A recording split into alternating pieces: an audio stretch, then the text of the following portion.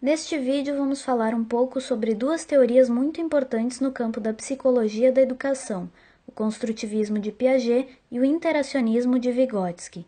Esses dois autores nasceram no mesmo ano, mas em contextos bastante diferentes, que os levaram a pensar o desenvolvimento humano sob diferentes visões.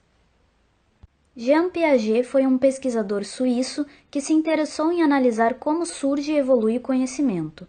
Seu país foi berço de outros importantes pensadores como Rousseau e Jung, o que certamente influenciou os rumos de sua obra. Sua formação inicial na biologia o levou a considerar impossível separar o crescimento orgânico do processo de desenvolvimento psicológico da criança.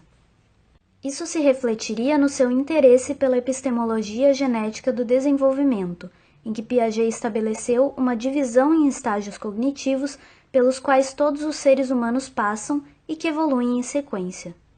São o estágio sensório-motor, que vai do 0 aos 2 anos, o estágio pré-operatório, dos 2 aos 7 anos, o estágio operatório concreto, dos 7 aos 11 anos, e o operatório formal, a partir dos 12 anos de idade. Este é o estágio final, quando se atinge o domínio do pensamento abstrato. A indicação das idades para cada fase, no entanto, é apenas um parâmetro. Nem sempre o desenvolvimento acontece no mesmo ritmo. Na verdade, ele pode variar de criança para criança. Com tudo isso, entende-se que não se pode exigir que uma pessoa resolva problemas para os quais ela ainda não desenvolveu a estrutura necessária. Além da maturação neurofisiológica e do crescimento orgânico do corpo, também são fatores que influenciam neste processo a carga genética hereditária, que determina o potencial do indivíduo, e o meio, ou seja, as diferentes influências e estímulos que agem sobre a criança. Piaget concluiu que a aprendizagem começa no desequilíbrio entre o sujeito e o novo objeto. Para compreender isso, três conceitos são fundamentais: a assimilação, que é a incorporação do novo às ideias já existentes, a acomodação, que é a modificação dos esquemas anteriormente estabelecidos para lidar com esta nova informação, e, por fim, a equilibração, promovida na relação entre os dois processos anteriores, numa constante adaptação às imposições do ambiente. Isso porque a atividade é provocada pela necessidade.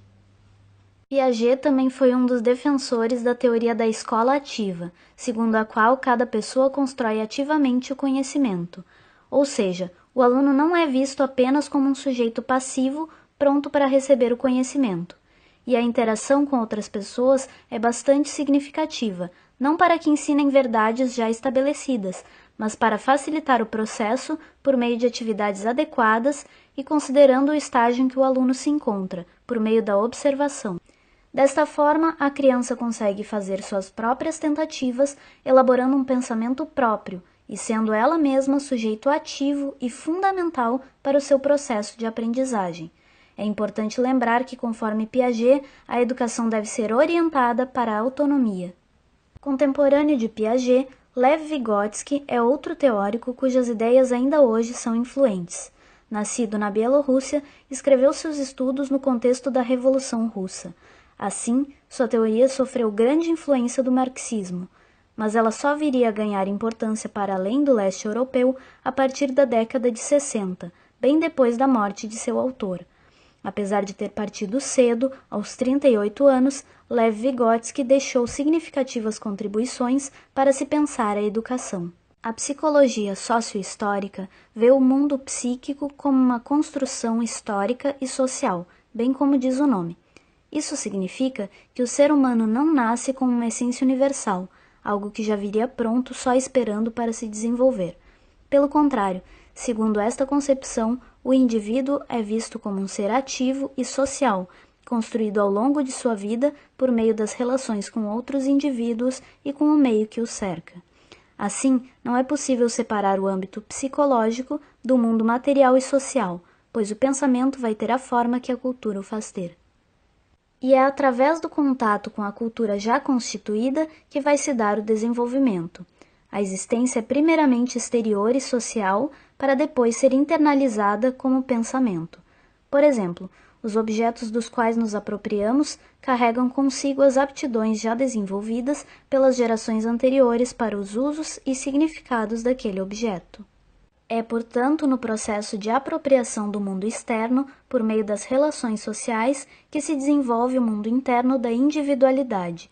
Mas o processo é bilateral, ou seja, conforme a pessoa atua no mundo e se relaciona com os outros, esse mundo social também vai sendo construído, numa relação de troca e transformação mútua. Por isso, Vygotsky é considerado um autor interacionista. Além disso, Vygotsky via o desenvolvimento baseado em dois processos diferentes, mas complementares, a maturação e o aprendizado. O processo de maturação é o que cria certas capacidades que vão tornar possível a aprendizagem. Para isso, a linguagem falada ou pensada tem um papel de destaque e se desenvolve em uma sequência. Primeiro, a função indicativa, que é o pensamento sincrético. Depois, a função significativa, ou seja, o pensamento por complexos, e por fim, a função formal, que envolve a criação de conceitos simbólicos. E é aí que entra o papel da escola, que seria ajudar a desenvolver o pensamento formal. Porém, para educar uma criança, deve-se levar em conta que nem todos aprendem da mesma forma. O nível de desenvolvimento real de uma pessoa se refere à capacidade de resolver problemas de forma independente por meio de funções já amadurecidas. Na comparação com o nível de desenvolvimento potencial, que é a capacidade de solução de problemas sob orientação ou em conjunto com alguém com maior capacidade, identificamos a zona de desenvolvimento proximal, das funções que ainda não estão amadurecidas e que, portanto, devem ser estimuladas pelo educador. É justamente aí que o professor deve focar seus esforços. A intervenção pedagógica para Vygotsky é muito importante para direcionar o desenvolvimento, sendo a escola o local principal onde se dá essa orientação do sujeito.